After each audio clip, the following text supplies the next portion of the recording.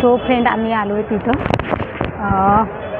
लोकमान्य टिळक टर्मिनलला. दिसतंय तुम्हाला, हे बघा. तर इथून आम्ही ट्रेन पकडणार आहोत. तर आम्ही ॲक्च्युली ना घरून 6 वाजता निघालो आम्ही, पण लोकल उशिराने असल्यामुळे आम्हाला जरा वेळ झाला. तर आता आमची 8:15ची ट्रेन आहे. कितीची? 8:35 बघा, 8:35. सो 8:35ची आमची ट्रेन आहे. हे बघा ना, किती छान स्टेशन आहे. आम्ही कुठं बाहेर गेलो ना, मुंबईच्या बाहेर, तर आम्ही जास्त CSTहूनच ट्रेन पकडली आहे.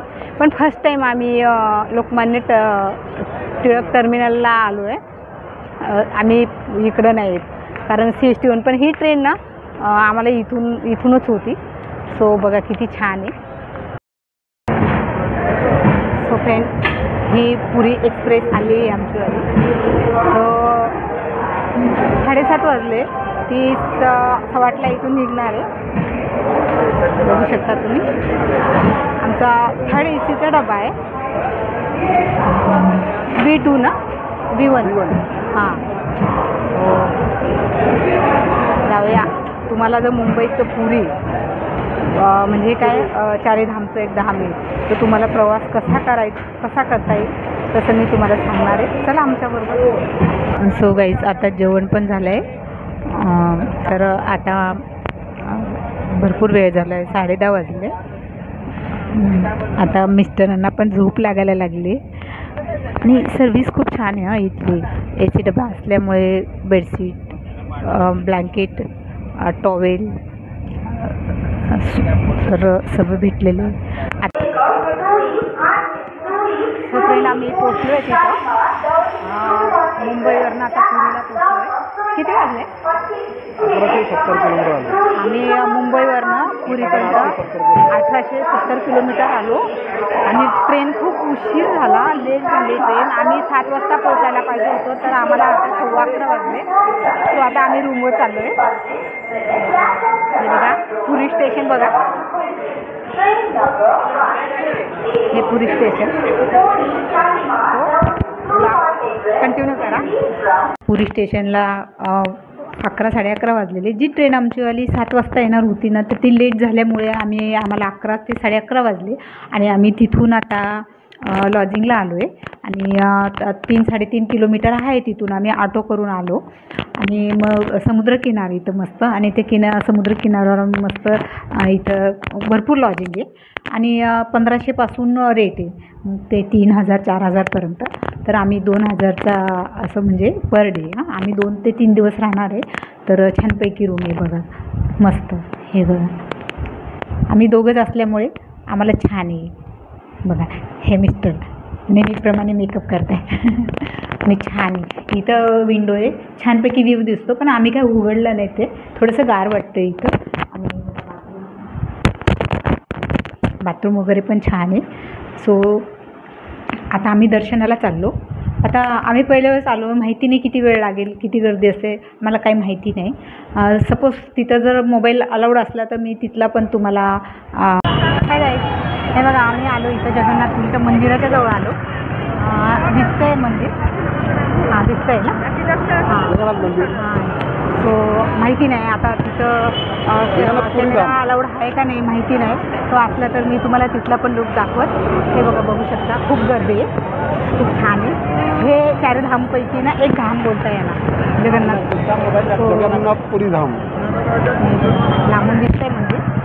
हो, आता आम्हाला तिथं बीचला आलो आहे. हे बघा, हा गोल्डन बीच आहे, खूप सुंदर आहे. तर आम्ही इथं खूप एन्जॉय केला आहे. मी रील टाकणार आहे माझ्यावाले. तर हा गोल्डन बीच आहे, बंगालचा उपसागर. म्हणजे आपला जो मुंबईचा आमचा समुद्र आहे ना, याला येऊन भेटला आहे, बरोबर ना? अरबी समुद्र याला येऊन भेटलेला आहे. तो खूप छान इथला हे नजारा खूप छान आहे. तर जगन्नाथपुरीला जेव्हाही तुम्ही आले तर ह्या बीचला या, नक्की या. कारण की खूप खूप छान बघण्यासारखं आहे इथं, खूप छान आहे मस्तपैकी.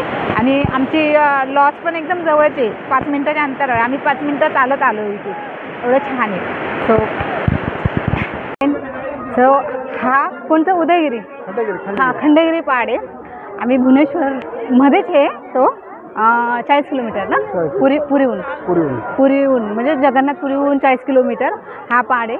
उंच आहे, छान आहे, गर्दी आहे, थकलो आहे आणि खूप माकड पण खूप आहे इथं. आणि इथं कुंभमेळा भरलेला आहे. आणि आता ना हा 21 दिवसासाठी ना इथं कुंभमेळा भरलेला आहे, त्याच्यामुळे ना खूप गर्दी आहे बघा, बघू शकता तुम्ही.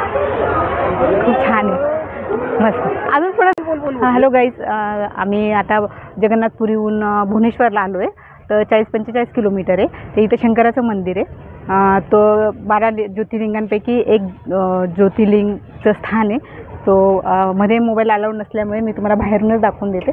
खूप छान मंदिर आहे, पण खूप मोठ्या आवारापासून आमचा मोबाईल आता ते घेणार आहे. कोणालाच मोबाईल आतमध्ये अलाउड नाही आहे. आणि जे लिंग आहे ना ते शिव भगवानचं आणि विष्णू भगवानचं असं एकत्र मिळून आहे. शिव भगवान आणि विष्णू भगवानचं असं एकत्र मंदिर आहे असं बोलता. अजून बघितलं नाही, असं बोलतं की बघूया. 12 लिंगांपैकी एक लिंग या आहे. लिंगांची जर पूजा केल्यानंतर 12 लिंगाची आपल्याला ती पूजा लागू होती. बघूया आता काय ते. हे बघा गाईज, हे सूर्य मंदिरचा आवार आहे, खूप छान आहे बघा. आणि 5000 एकर जमिनीवर हे पसरलेले आहे आणि खूप खूप मोठी जागा आहे. आणि तुम्ही जगन्नाथपुरीला जेव्हाही आले ना तेव्हा जगन्नाथपुरीहून 40 किलोमीटर आहे. तर तुम्ही बघू शकता 40 किलोमीटर आहे. गाईज, आम्ही भुवनेश्वर फिरायला आलेलो आहे आणि इथं आम्ही चिडियाघरमध्ये आलो. आम्हाला खूप टायगर दिसले बघा, बघू शकता तुम्ही. तिकडे कॅमेरा करा, कॅमेरा तिकडे करा. आणि हे बघा, हा किती जवळून दिसतंय. आम्ही 2 तारखेला इकडं जगन्नाथपुरीला निघालो होतो आणि आम्ही 4 तारखेला पोचलो. 2 दिवस आम्ही ट्रेनमध्येच होतो. तर आता आम्ही परत आमच्या मुंबईला जायला निघालो. सो आम्ही इथं 4 तारखेला पोचल्यानंतर आमचा खूप एन्जॉय झाला. आम्ही इथं जे 4 धामपैकी एक धाम आहे जगन्नाथपुरी, तिथलं दर्शन घेतलं.